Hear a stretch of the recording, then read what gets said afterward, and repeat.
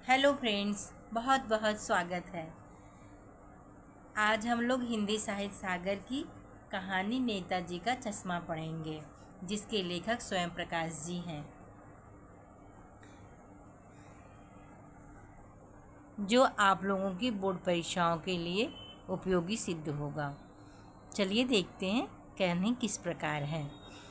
कहानी की शुरुआत हवलदार साहब से होती है। हवलदार हर 15वें दिन कंपनी के काम के सिलसिले में एक कस्बे से गुजरते थे। कस्बा बहुत छोटा था, छोटा सा बाजार था और चंद पक्के मकान भी थे। कस्बे में लड़कियों का स्कूल था और एक लड़कों का भी स्कूल था। एक सीमेंट का छोटा सा कारखाना भी था। 2 ओपन एयर सिनेमा घर थे। ओपन एयर मतलब खुले में सिनेमा दिखाना। एक नगर पालिका भी थी।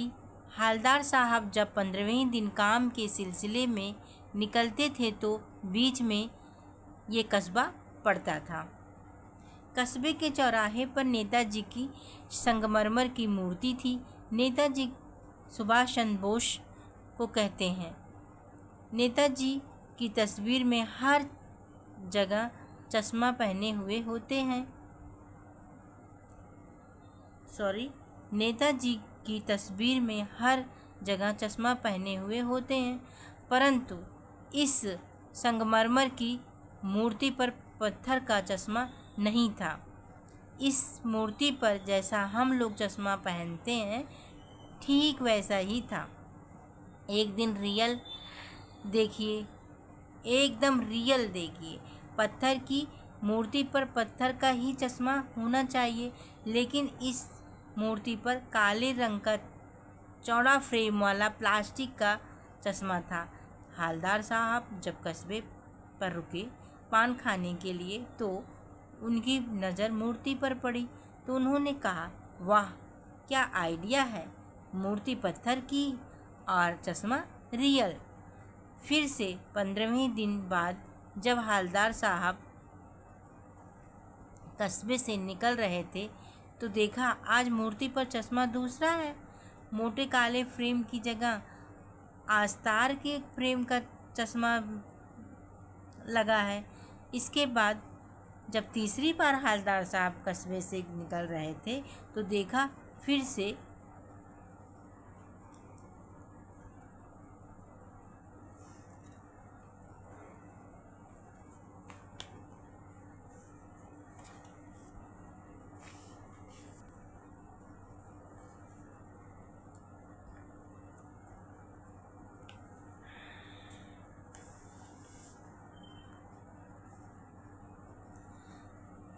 चश्मा बदला हुआ था। इस तरह चश्मा बदलता रहता था। जब हवलदार साहब को रुकना, पान खाना और नेताजी का बदलता चश्मा देखना आदत हो गई थी। हवलदार साहब ने से रहा न गया। पान वाले से पूछा, ये चश्मा कौन बदलता है? पान वाला बताता है कि चश्मा बदलने का काम कैप्टन चश्मे वाला करता है। जब भी कैप्टन के पास कोई कस्टमर आता है और कहता है कि मुझे नेताजी वाला चश्मा चाहिए, तो कैप्टन जी नेताजी की मूर्ति से हटाकर कस्टमर को बेच देता है और दोबारा से नए डिज़ाइन का चश्मा मूर्ति पर लगा देता है। इसी तरह लगातार करता है। इसी कारण से चश्मों बदलता रहता है। कैप्टन एक बड़ा मरियल लंगड़ा आदमी है जो सर पर गांधी टोपी पहनता है, आँखों पर काला चश्मा लगाता है, यहाँ पर चश्मे की फेरी लगाता है। जिस ढंग से पान वाले ने बताया, हवलदार साहब को बिल्कुल अच्छा ना लगा। हवलदार साहब 2 साल तक इसी कस्बे से गुजरते। 2 साल तक चश्मा बदलता रहता, कभी गोल, कभी चौकोर, कभी लाल, कभी काला, कभी धूप का चश्मा, कभी बड़ा वाला कांच का चश्मा, अलग अलग चश्मे। फिर एक दिन ऐसा आया जब चश्मा चश्मा लगा हुआ नहीं दिखा। जब दूसरी बार कस्बे से लौटे तो भी कोई चश्मा लगा नहीं दिखा। हवलदार साहब को अजीब लगा। उन्होंने पान वाले से पूछा, भाई क्या मसला है, चश्मा क्यों नहीं लगा हुआ है? आज पान वाले ने बताया कि कैप्टन चश्मे वाले की मौत हो गई है। इस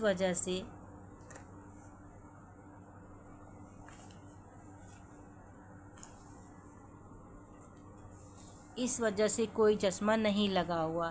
कैप्टन की मौत सुनकर हवलदार साहब बहुत उदास हो गए। वो सोचते रहे कि अब कौन नेताजी को चश्मा पहनाएगा। एक कैप्टन वाला ही देशभक्त था, वह भी मर गया। हवलदार साहब ने फैसला लिया कि अब इस कस्बे में कभी नहीं रुकेंगे और ना ही पान खाएंगे।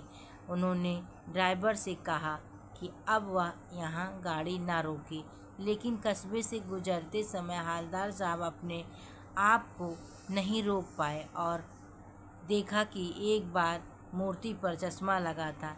यह देखकर बड़े हैरान हो गए। ड्राइवर को तुरंत रोकने के लिए कहा और गाड़ी से निकलकर मूर्ति के पास गए और देखा बच्चों ने सरकंडे का चश्मा बनाकर नेताजी की मूर्ति पर लगाया है। यह देखकर हवलदार साहब की आंखें नम हो गईं।